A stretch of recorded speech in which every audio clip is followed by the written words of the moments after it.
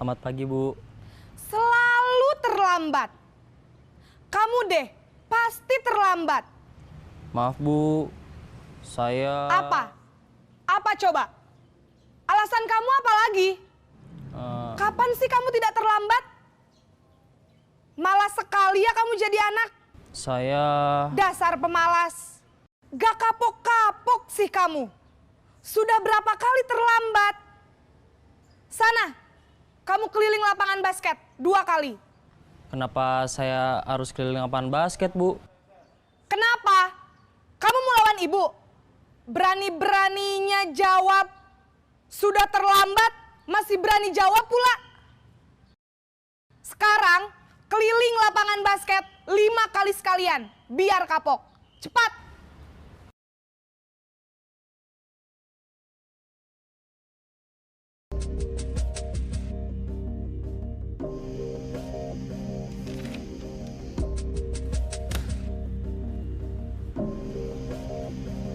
Naren!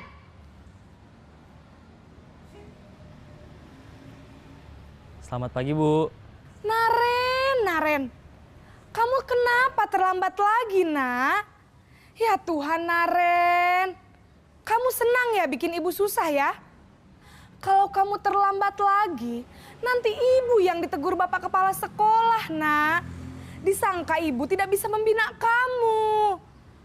Duh, gimana ini? Maaf, Bu. Duh, Gusti Naren. Kamu suka ya kalau ibu ditegur bapak kepala sekolah? Terus, sekarang ibu harus tulis apa ini di buku absen? Ini kamu sudah sering terlambat loh. Ibu harus apa coba?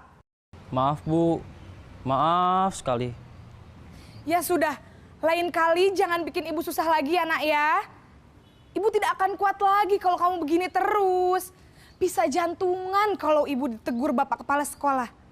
Sana cepat ke kelas. Maaf ya, Bu. Maaf sekali.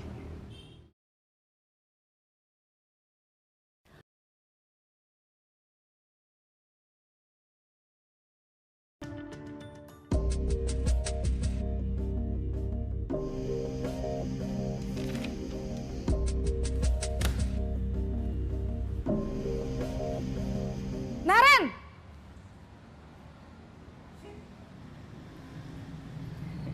Selamat pagi, Bu. Wah, sudah jam berapa ini, Nak? Terlambat lagi ya, sayang. Iya, Bu. Habis ibu saya lupa bangunkan saya, Bu.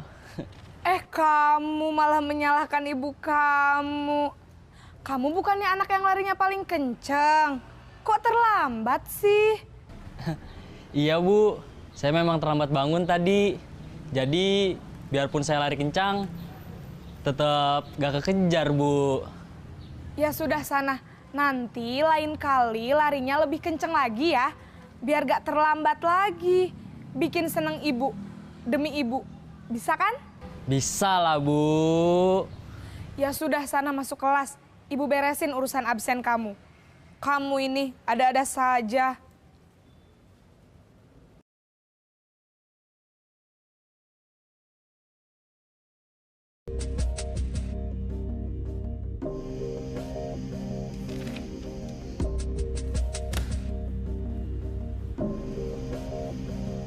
Naren!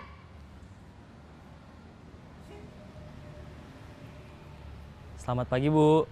Naren, apa peraturan sekolah kita tentang jam berapa kita harus masuk sekolah, Nak? Kita harus di sekolah jam 7, Bu. Iya, betul. Sekarang sudah jam 7.20. Naren sudah tahu konsekuensinya jika terlambat hadir. Paham, Bu. Saya harus tinggal kelas pas jam istirahat selama 20 menit. Iya, benar. Konsekuensinya demikian. Jadi nanti jam 9.30 pas istirahat, kamu harus tinggal di kelas, kerjakan tugas tambahan untuk ketertinggalan kamu, ya?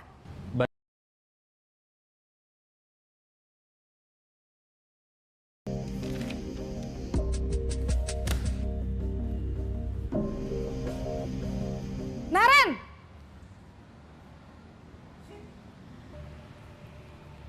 Selamat pagi, Bu. Selamat pagi, Naren.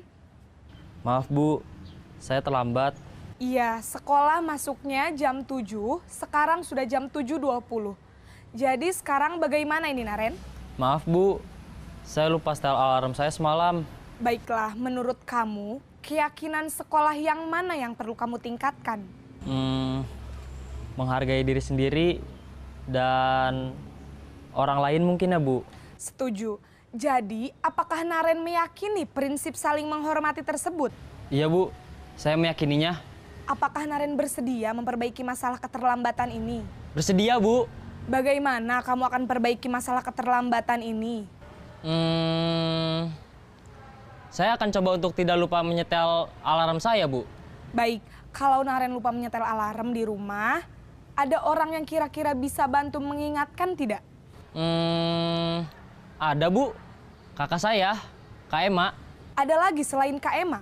Selain Kak Ema, ada ibu saya. Baik, jadi yang mengingatkan Naren adalah Kak Ema dan ibu kamu ya? Kira-kira akan mulai setel alarm kapan nih Naren? Setelah pulang sekolah, akan segera saya lakukan. Baik, jadi Naren akan setel alarm untuk bangun besok pagi dan akan diingatkan oleh kakak dan ibunda Naren ya. Ada lagi yang mungkin perlu dilakukan Naren? Agar tidak terlambat bangun lagi. Tidak ada Bu. Baik Naren, terima kasih untuk kerjasama kamu. Sekarang kamu perlu kembali ke kelas untuk belajar. Baik Bu, terima kasih.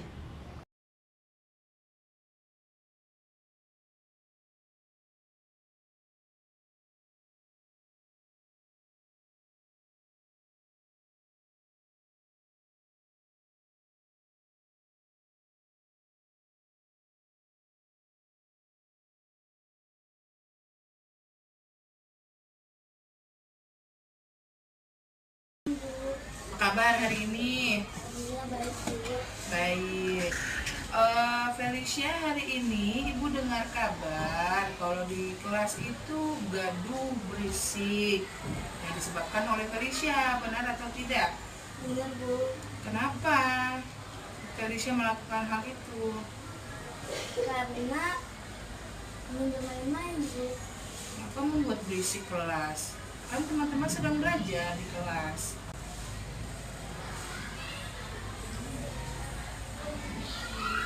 Bercanda dengan temannya ya? Iya Bu. Eh, Hal tersebut menurut Felicia termasuk salah nggak di kelas? Salah Bu. Tindakan Felicia yang harus Felicia lakukan kalau di kelas. Membuat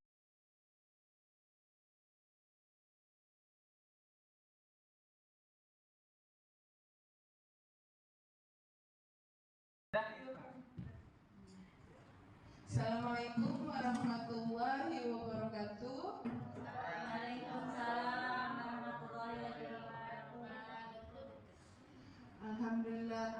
Alhamdulillahirobbilalamin wabihi nasta'in ala umuri dunya waddin. Wassalatu wassalamu ala asrofil anbiya'i wal mursalin wa ala alihi wa sahbihi ajmain amma ba'du.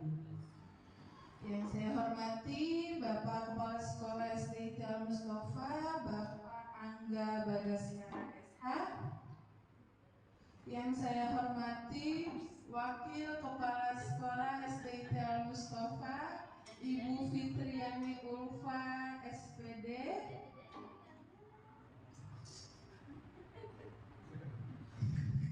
Yang saya hormati rekan guru sejawat sekalian. Di sini hari ini saya akan mendesiminasikan penerapan budaya positif untuk menunjang pendidikan guru penggerak saya hari ini. Selamat datang para guru hebat, mari bekerja sama, berkolaborasi, saling mendukung demi mewujudkan budaya disiplin positif di sekolah kita ini. Konsep utama model budaya positif yang pertama ada perubahan paradigma belajar atau cara belajar kita. Yang kedua ada disiplin positif. Yang ketiga ada 5 kebutuhan dasar manusia. Yang keempat ada motivasi perilaku manusia.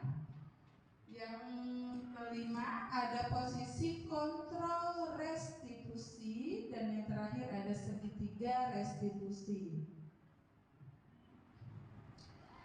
Di sini kita belajar pembelajaran paradigma baru. Pembelajaran dengan paradigma baru dirancang berdasarkan prinsip pembelajaran yang berdiferensial sehingga tetap siswa belajar sesuai dengan kebutuhan dan perkembangan untuk mengembangkan profil pelajar Pancasila.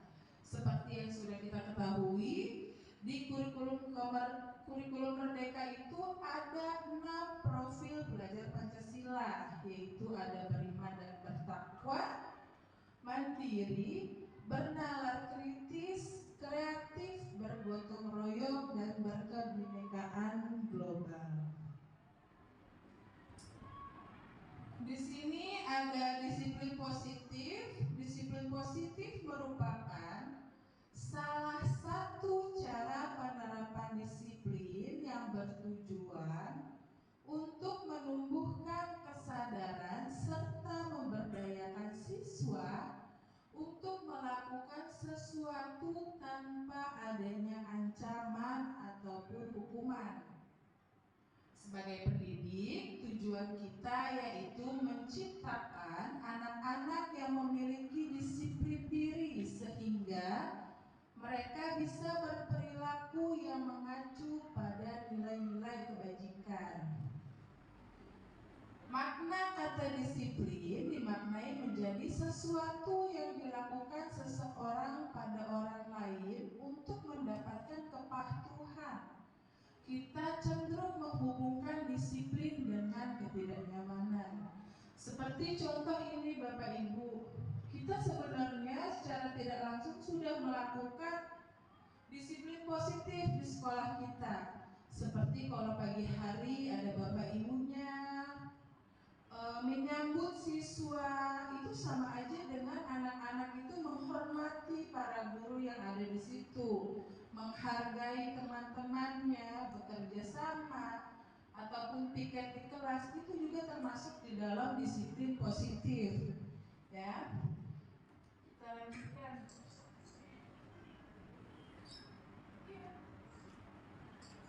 Di sini ada kebutuhan dasar manusia.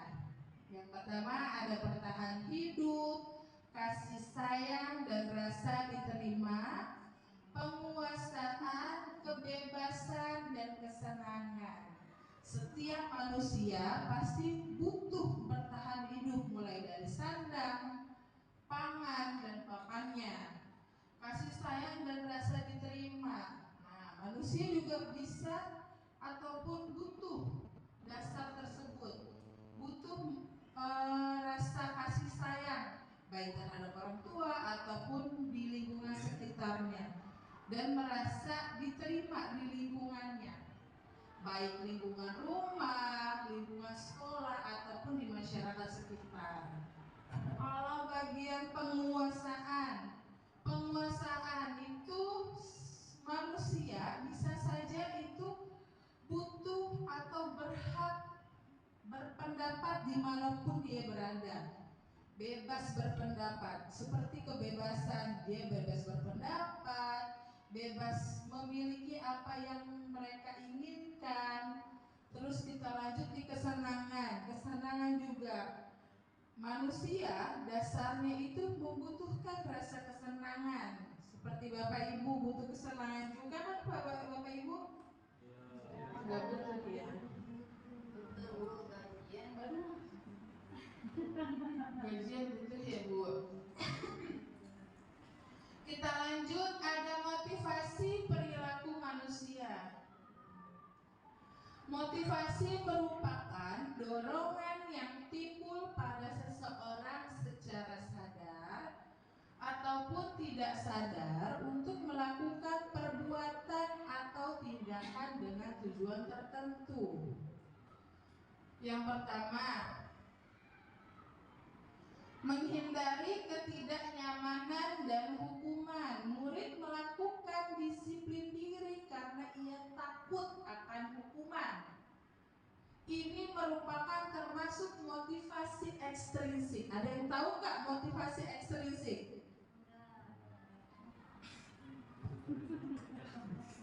Udah tahu. Ya, motivasi ekstrinsik itu adalah motivasi yang timbul karena ia itu ingin mendapatkan pujian atau imbalan dari orang lain.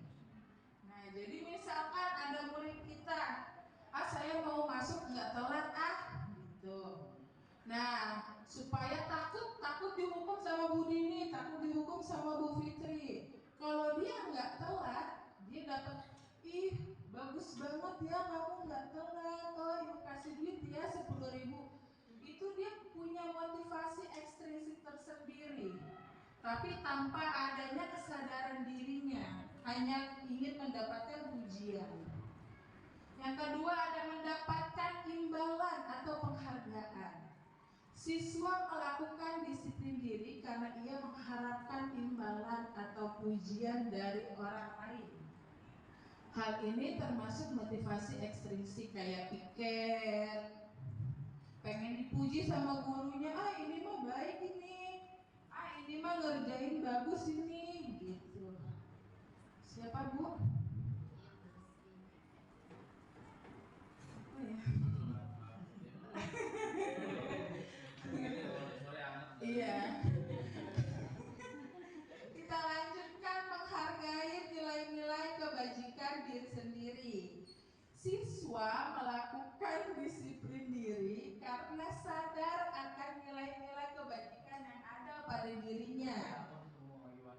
Hal ini termasuk motivasi intrinsik. Nah, kalau yang ini dia paham apa tugasnya dia tanpa ingin merasa dipuji atau dihargai.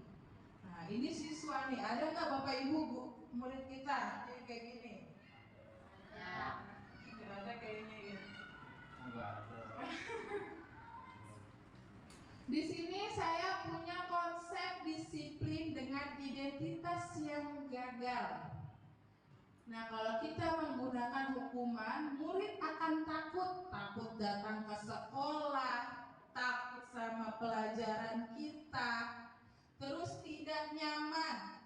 Anak-anak juga jadi tidak nyaman di sekolah, nggak mau sekolah, buru-buru pengennya pulang. Terus memaksa, jadi memaksa teman-temannya untuk menerima pendapatnya dia.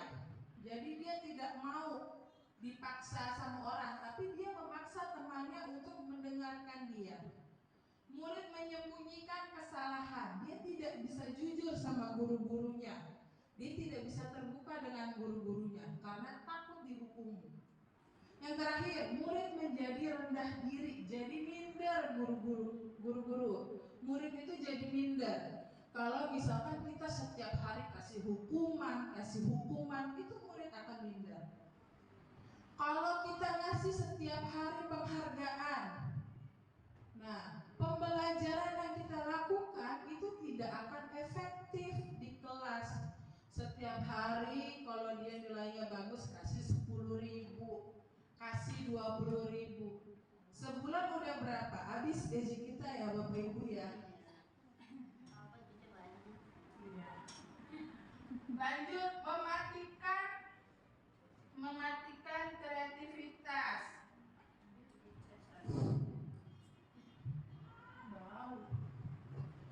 Mematikan kreativitas. Nah, ini juga bisa anak-anak tuh jadi tidak bisa berpikir kreatif karena pasti saya lihat aja sama teman saya.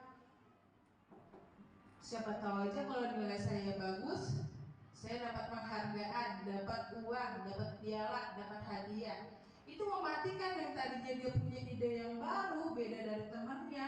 Karena temannya awalnya mendapat penghargaan, jadi melihat temannya itu mematikan kreativitas seorang anak. Yang ketiga, ada menghukum dengan sistem ranking. Nah, di sini masih ada nggak Bapak Ibu yang masih ngasih tahu ranking anak 1 sampai 10? Ya. Karena kenapa? Kalau kita ngasih sistem ranking, itu akan mematikan seorang anak yang tidak mendapat ranking. Bisa jadi kalau misalkan siswanya legowo, siswanya itu udahlah gitu, berarti aku harus terus belajar. Kalau ada siswa yang optimis seperti itu baik banget. Tapi kalau ada siswa yang pesimis, itu akan down untuk menghukum dengan sistem ranking.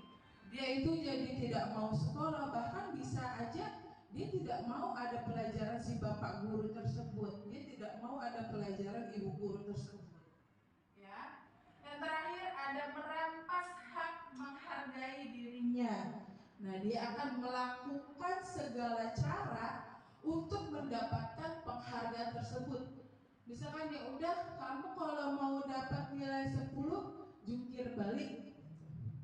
Kamu kalau mau dapat nilai 10, berarti kamu harus ibu suruh-suruh selama seminggu. Nah, itu dia harga dirinya sudah kita rampas secara tidak langsung ataupun secara tidak sadar. Kalau konsep disiplin dengan identitas sukses, ini ada konsekuensi dan restitusi. Kalau konsekuensi itu penguatan jangka pendek, perlu adanya monitoring berkelanjutan.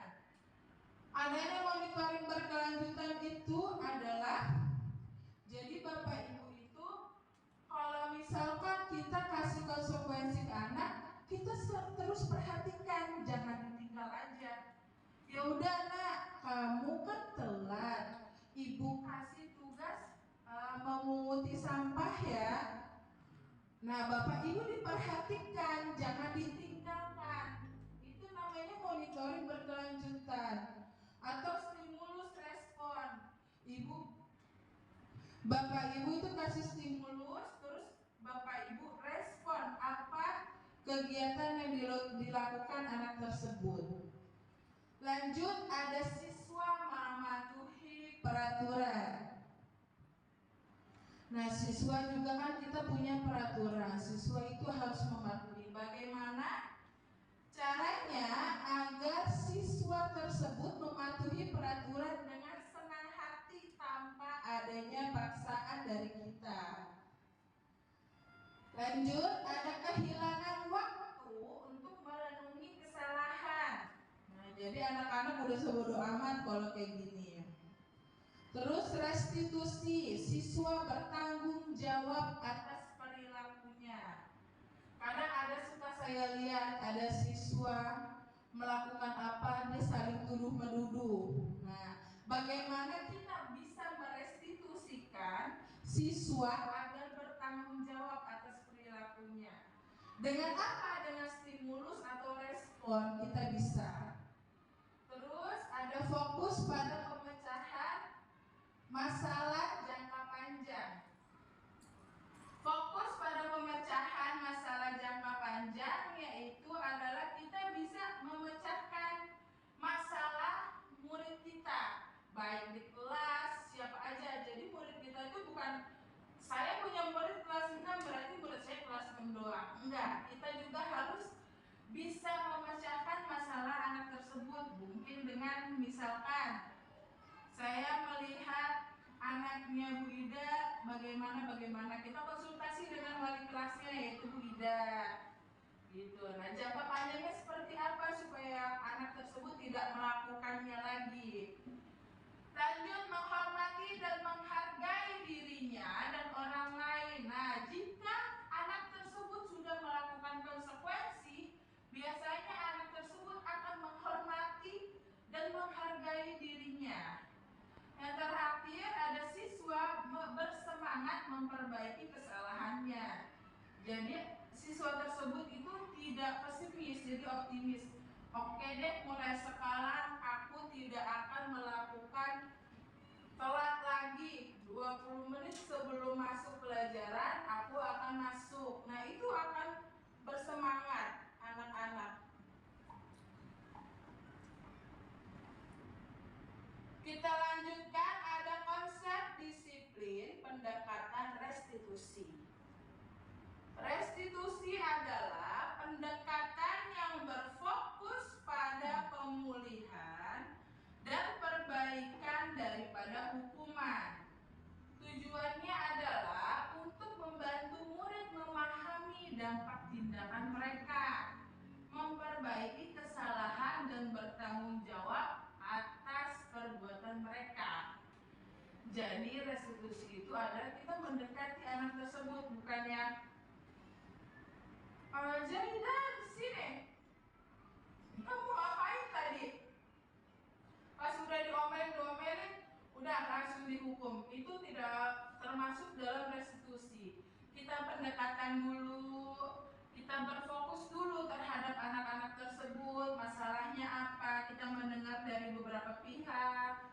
Terus apa yang harus kita lakukan terhadap anak tersebut supaya memperbaiki kesalahannya daripada kita menghukum anaknya.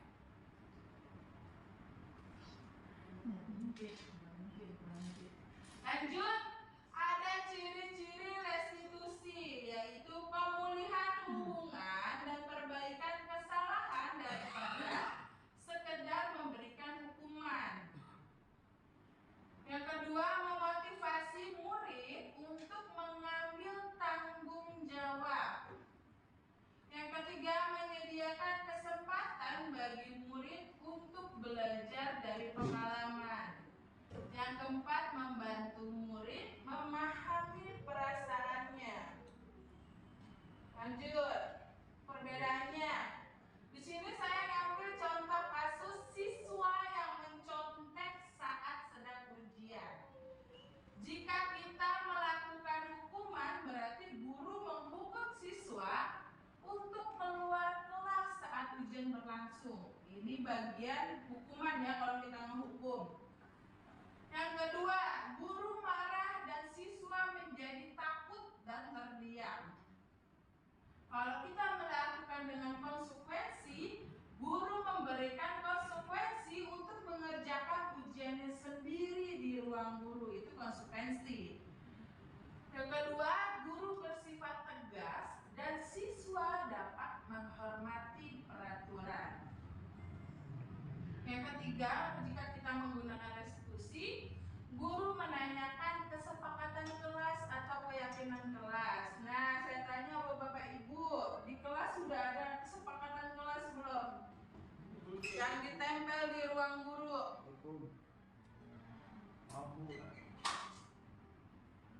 Ya, kalau sudah, ya berarti kita mempunyai keyakinan kelas. Yang kedua, ada guru terbuka dan siswa menghormati dirinya dan orang lain.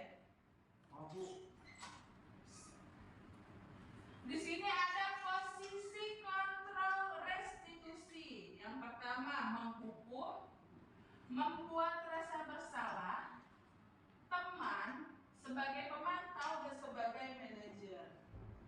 Di sini saya ada video tentang posisi penghukum. Iya lupa.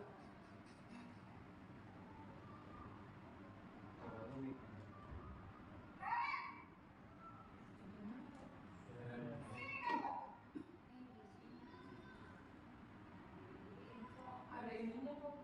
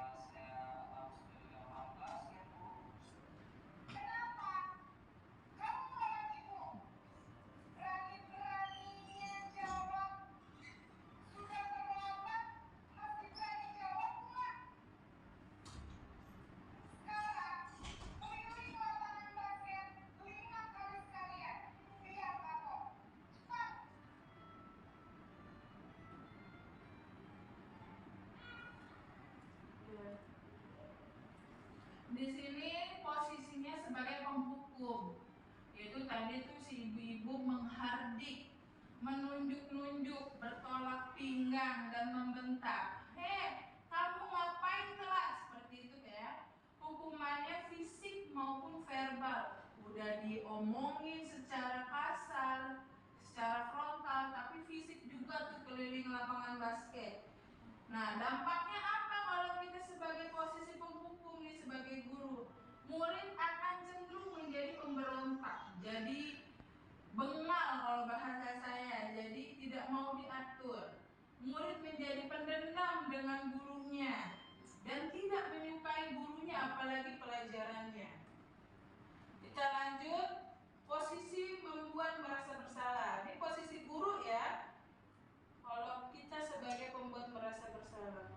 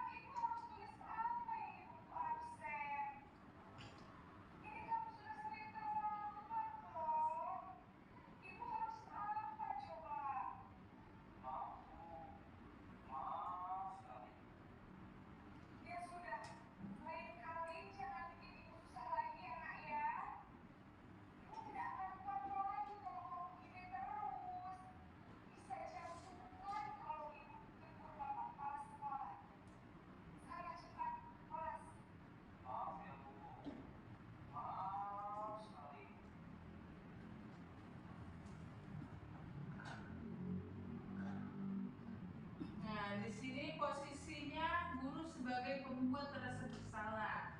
Biasanya posisi ini memiliki perkataan yang cenderung lembut, namun tetap menyalahkan muridnya. Jadi misalkan, aduh gimana sih nak, kamu kok telat terus, nanti ibu diomelin loh sama Pak Angga gitu. Gimana? Ntar kalau ibu dipecat sama Pak Angga gimana? Nah, harus merasa dikasihani guru itu tuh. Guru akan berbicara hal-hal yang menyatakan kesalahan pada murid. Jadi bertanggung jawab murid itu atas kesalahan yang dia buat, tapi merasa harus dikasihani guru tersebut dengan membuat perkataan guru menderita. Dampaknya apa? Murid akan merasa bersalah terus-menerus. Itu termasuk identitas yang gagal tadi. Rendah diri dan menarik diri dari lingkungan sekitarnya. Jadi minder ya. Kita lanjut lagi. Ini posisi kita sebagai teman.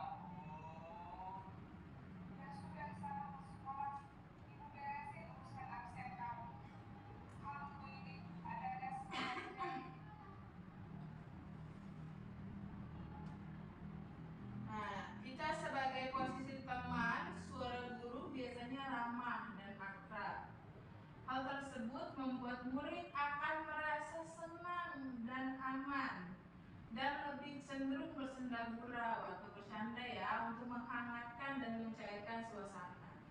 Tapi dampak posisinya ada juga. Dampaknya murid akan ketergantungan dengan satu orang. Kan sering dianggap teman, santai ini guru ini mah slow aja gitu. Nah, jadi murid itu akan santai aja, ketergantungan dengan guru tersebut. Yang kedua, murid nggak mandiri atau tidak mandiri dan tidak bisa berpikir untuk dirinya sendiri. Jadi karena udah ada backupan gurunya tersebut. Lanjut lagi, di sini kita sebagai posisi pemantau.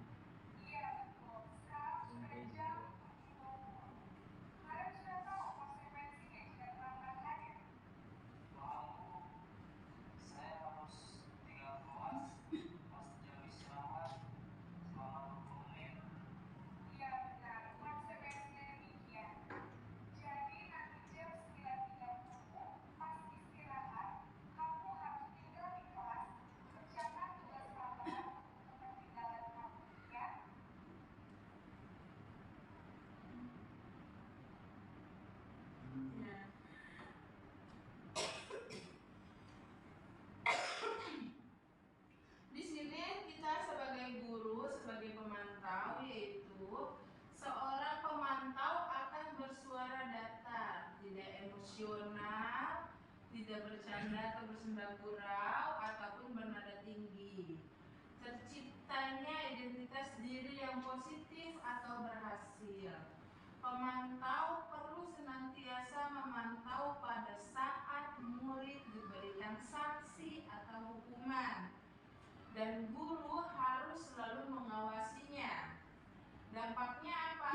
Murid akan menghitung konsekuensi dan hadiah tanpa memahami nilai kebajikan yang dituju, dan tidak sepenuhnya murid tersebut mandiri. Lanjut, yang terakhir ada posisi kita sebagai manajer.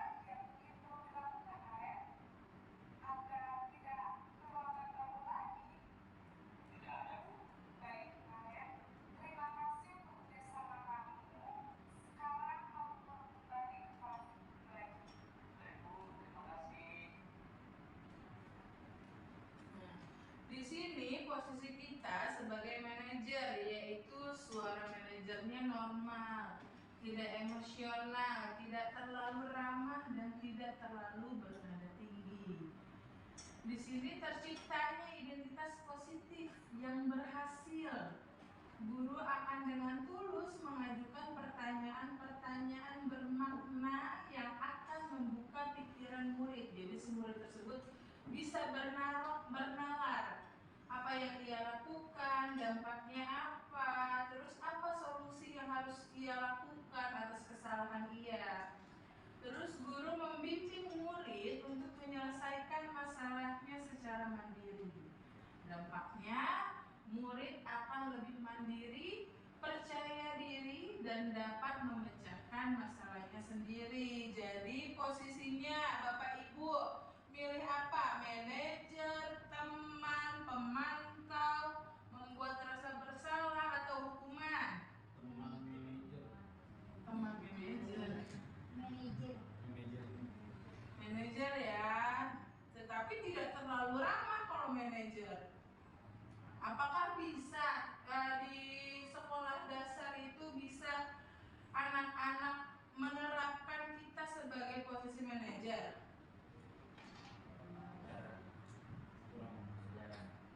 Ya.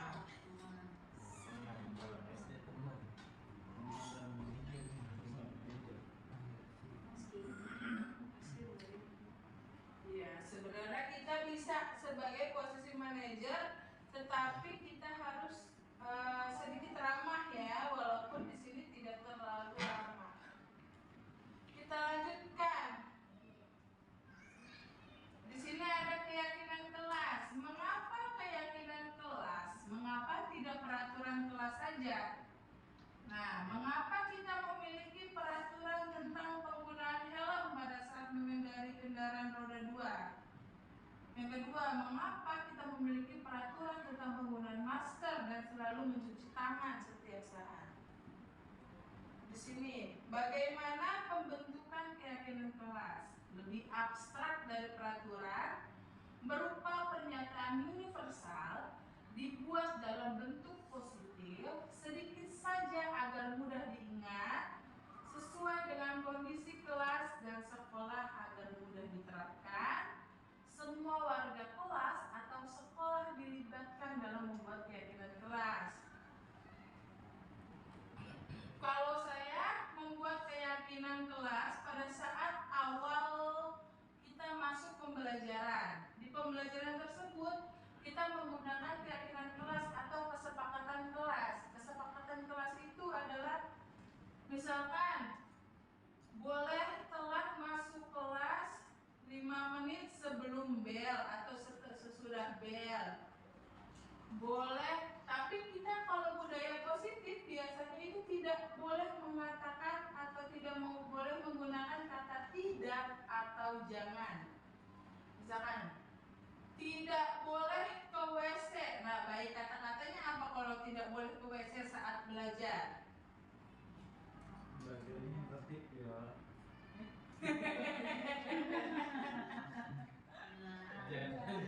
Tidak boleh dilarang, itu bukan budaya positif, bukan disiplin positif, itu termasuk negatif. Sebaiknya gitu ya, katanya sebaiknya. Jadi ini Bapak Ibu bisa nih menerapkan keyakinan kelas. Jadi kalau ada murid-muridnya nanti lupa atau melanggar keyakinan kelas yang ada di kelas kita, coba baca lagi. Ini kan keyakinan kelas itu secara abstrak tadi. Nah, secara abstrak dari peraturan. Kalau peraturan kan mencakup lingkungan sekolah. Kalau abstrak dari peraturan kan kita nih, kelas-kelas kita aja nih yang tahu, anak-anak kita aja nih yang tahu. Nah, dibuat dalam bentuk positif, tidak ada kata tidak, jangan, dilarang, itu tidak boleh.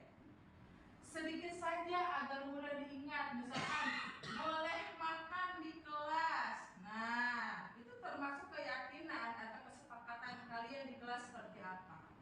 Ya, kita lanjut.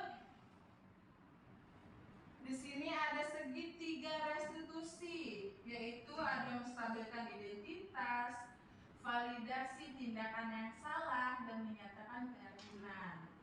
Menstabilkan identitas, semua akan melakukan hal terbaik yang bisa kita lakukan. Validasinya, semua perilaku memiliki alasannya. Yang ketiga, kita semua memiliki motivasi internal dan keyakinan.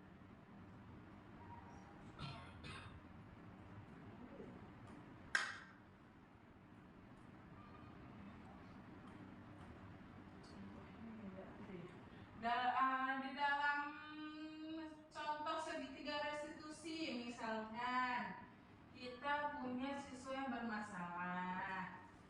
Nah, sebenarnya ada contohnya ya Bapak Ibu, tapi itu nggak terbaca. Seperti kita punya ada masalah gitu. Masalah tersebut kita lihat dulu ininya, apa namanya?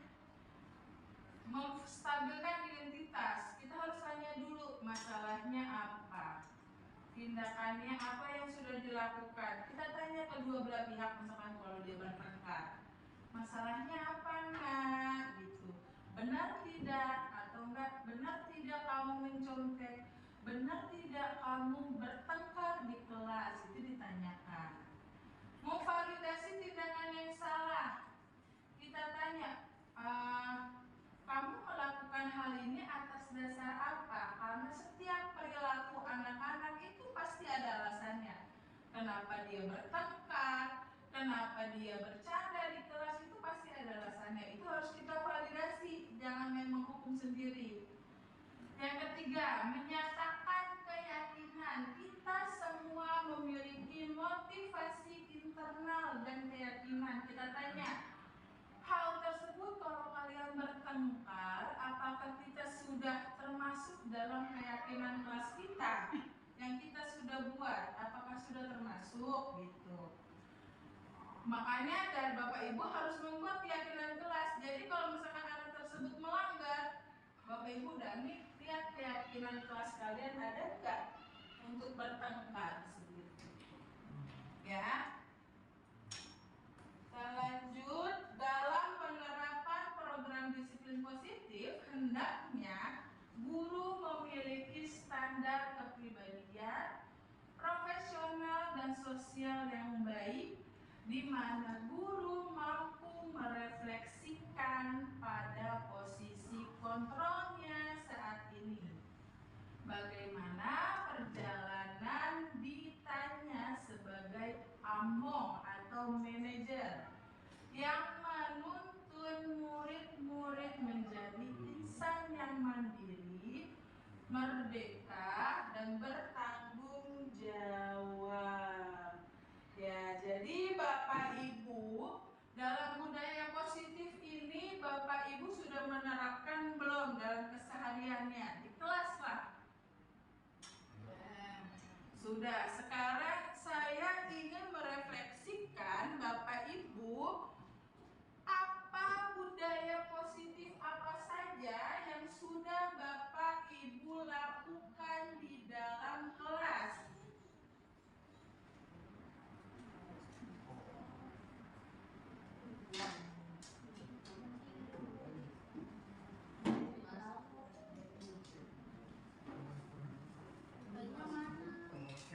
Pakai rumah sendiri ya Bapak Ibu. Males banget ya pakai bulu nggak punya pulsa.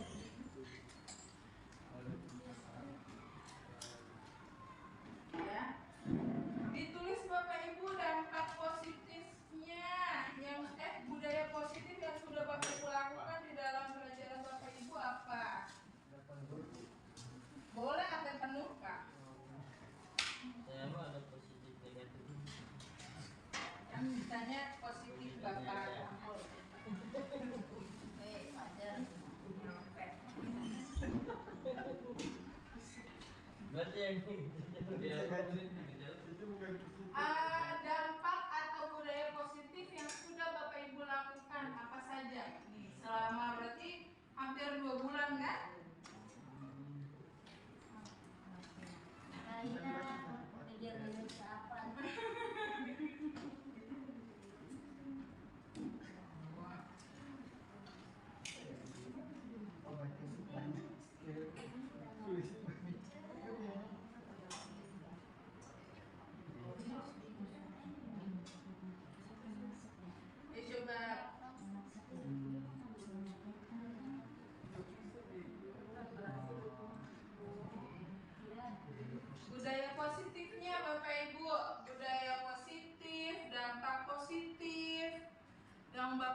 dilakukan di sekolah, di kelas apa saja?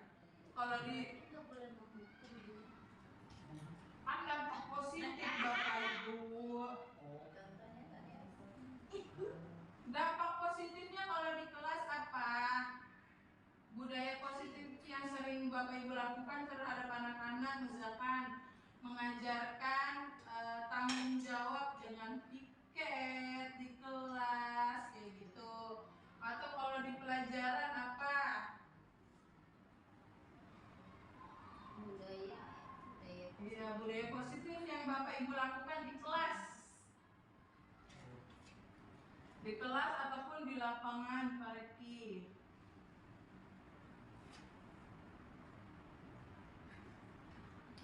Apa lagi? Iman dan takwa lagi.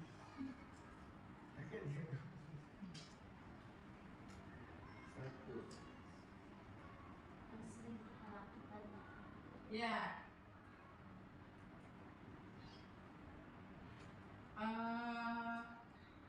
Tahsin dan zikir itu kan budaya positif termasuknya. Udah. Pas ini Bapak Ibu. Jadi Silakan berdiri ya Bapak Ibu. Maaf ya. tebang.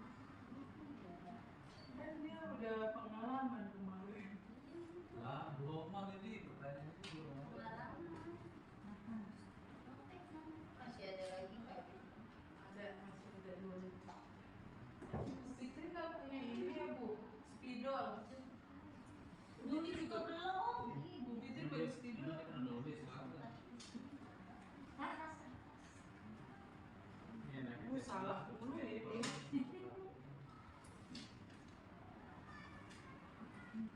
Bu Fitri ada spidol nggak? Minjem apa beli? Ini bersama kita itu dibuka. Iya emang.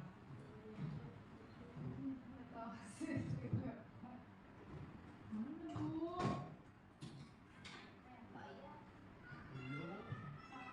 Wih,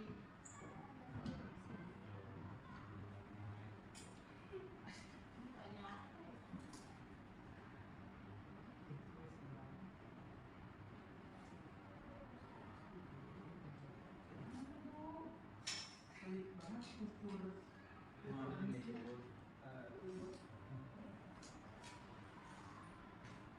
Terus dampak itu Gak usah, gak usah dari udah.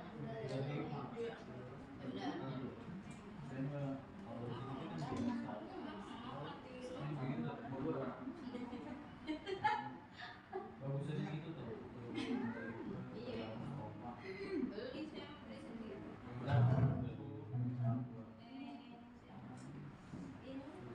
Nih.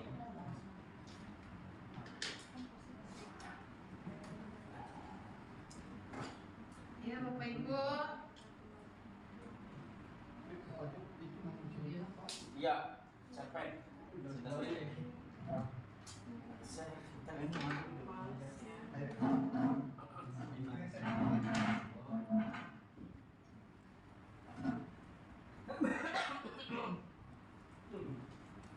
Gorengannya dibatukin.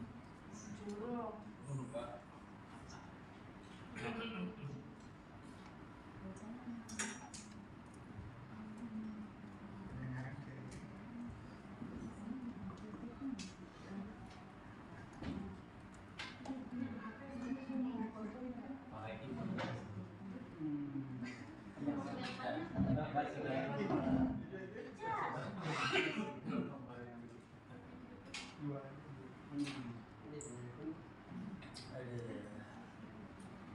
Ayo, siapa lagi? Bapak Ibu, ayo jangan bikin cerpen. Jadi saya jelek di foto.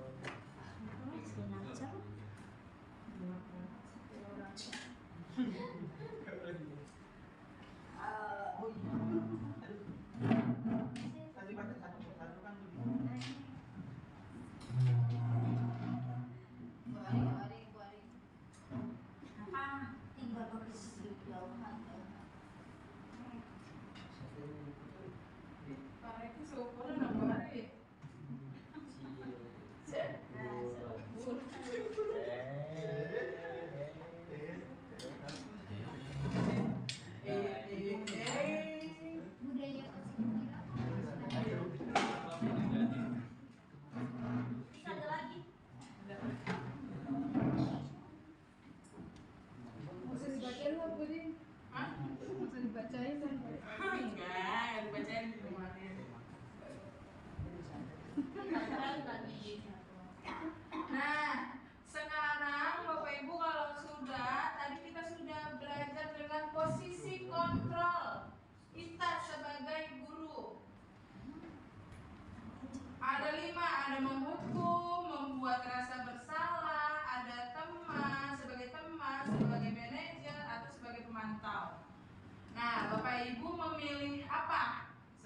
teman kah, sebagai manajer kah, sebagai pemantau kah?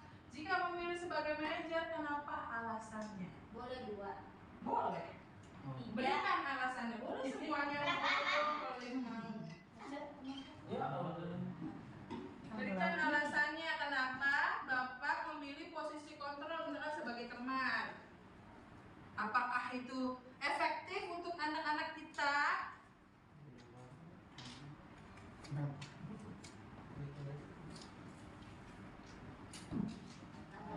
Sebagai apa?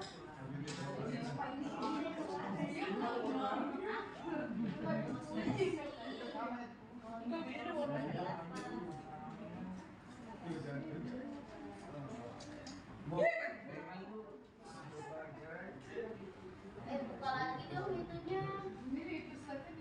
Iya. Apanya? Wah. Dan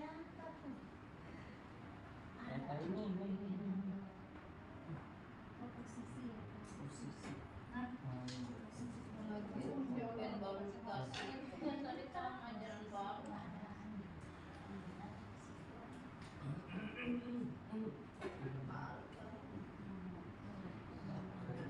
Pisau.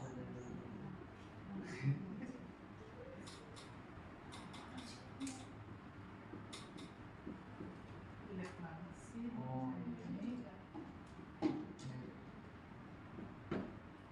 Sisi kontrol prestasi. Sebagai apa? Tadi udah Udah sama. Apa itunya mana?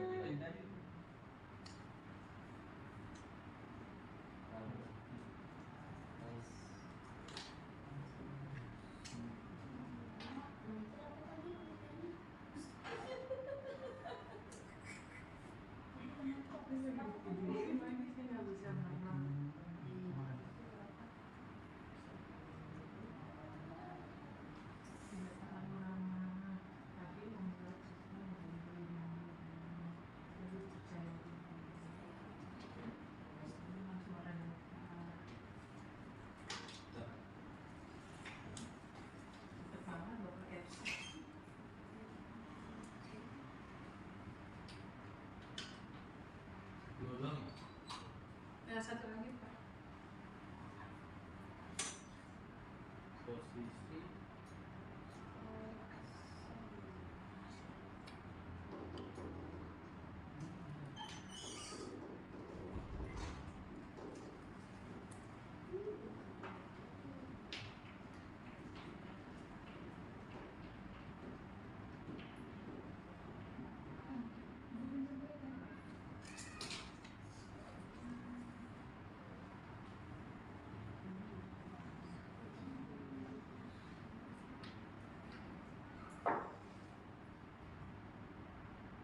Maksudnya tadi ada saya lagi ngobrol sama Felicia tuh tadi.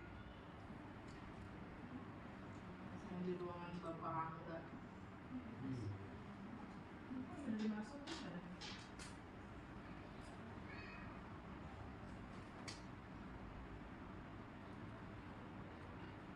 Ayo Bapak Ibu, cerpen ya. Aduh, ngicip dulu.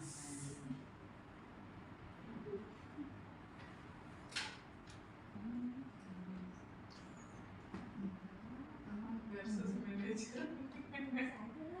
Versus Bu.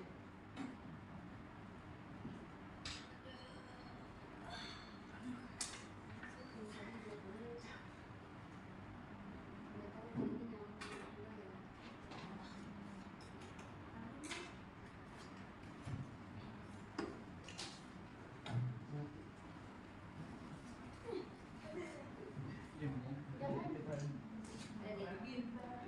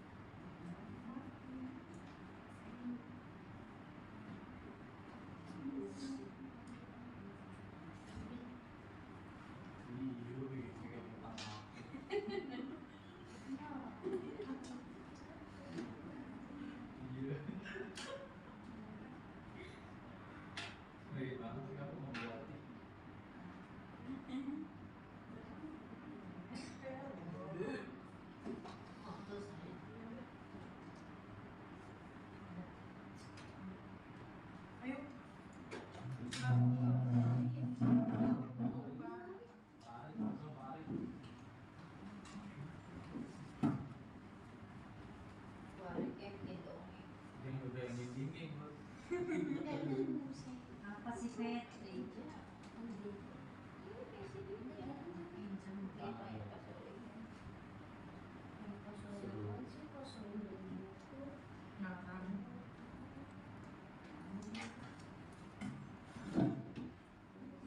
Kita rumah bang.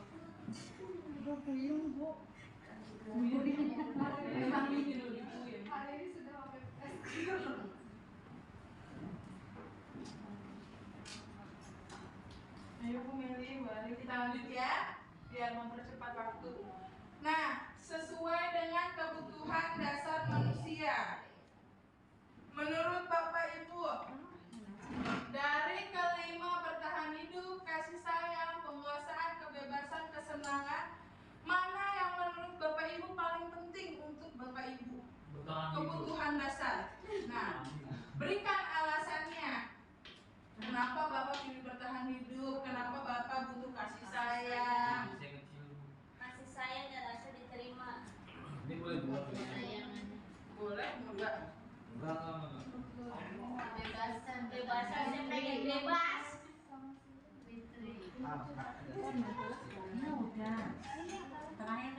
Ya, kebutuhan dasar hidup. Ibu mau pilih mana yang menurut Ibu paling penting? Terus kenapa sih Ibu boleh? Kenapa sih Ibu butuh kasih sayang? Karena saya nggak disayang. Perhatian. Perhatian.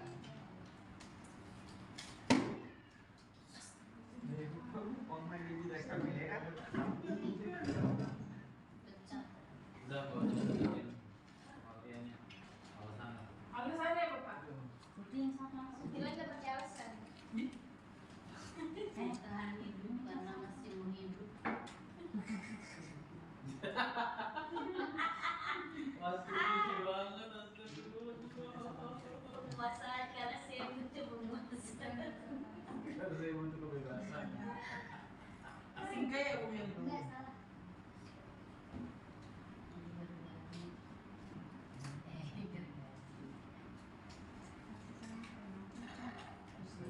Yang dibaca di Saya doang baca.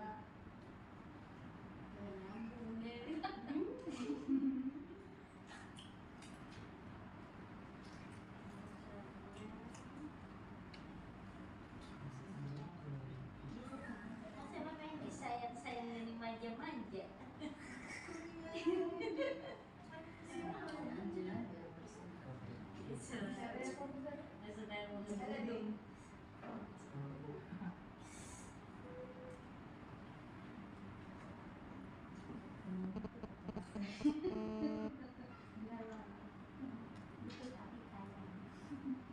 Nih. Ini mau lain hak Anda.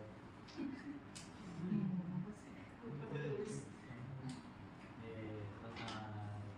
Udah boleh yang gorengan Ibu ya? Ih, tak dulu aku nggak boleh gitu. Pak Ilham mana gitu-gitu? Dia kesenangan ya. Kalau begitu sama kayaknya kesenangan deh. Pasti. Edit.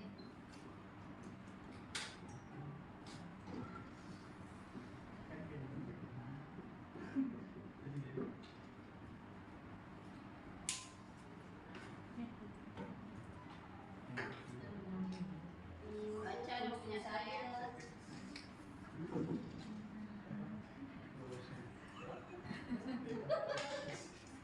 Saya cuma pengen senang karena udah lama susah.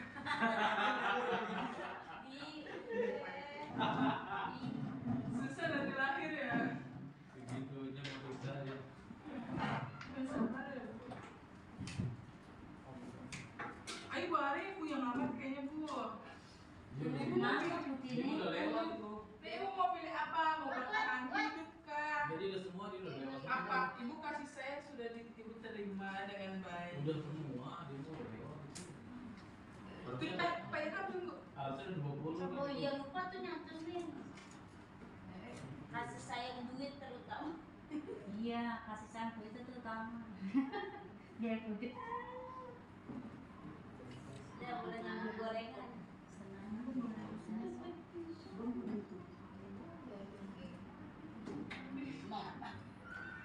Sebenarnya itu mah gitu. Aku mau jadi suara bocah ya, bercanda.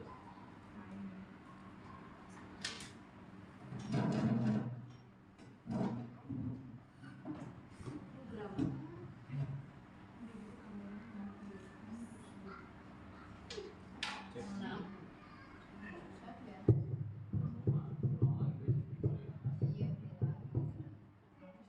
Pulang lagi besok Besok ada setrek enggak? Kalau besok pulang lagi nggak apa-apa.